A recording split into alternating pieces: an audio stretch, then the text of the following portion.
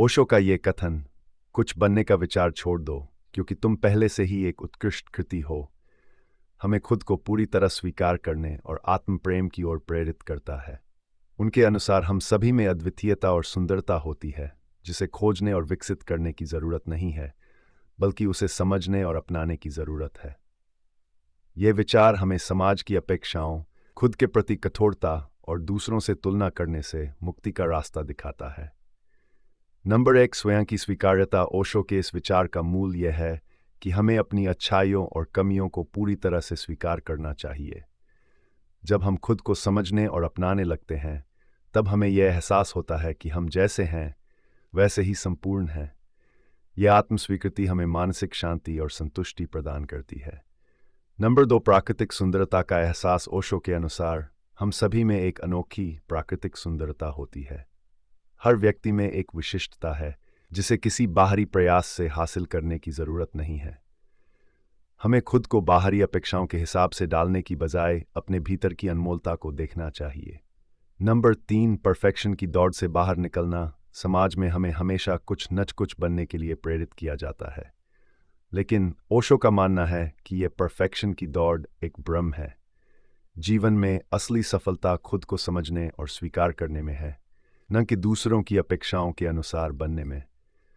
Number 4, खुद के प्रति करुणा रखना।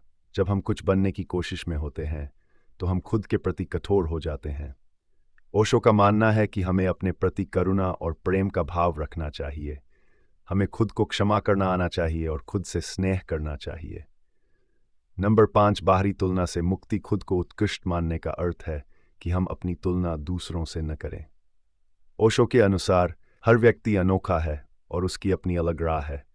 जब हम दूसरों से तुलना करना छोड़ देते हैं तो हमारे जीवन में संतोष और खुशी का अनुभव होता है। नंबर 6, आत्मज्ञान और ध्यान का महत्व। ओशो कहते हैं कि अपने भीतर झांकने और आत्मज्ञान की प्राप्ति से हम अपनी आंतरिक उत्कृष्टता को समझ सकते हैं।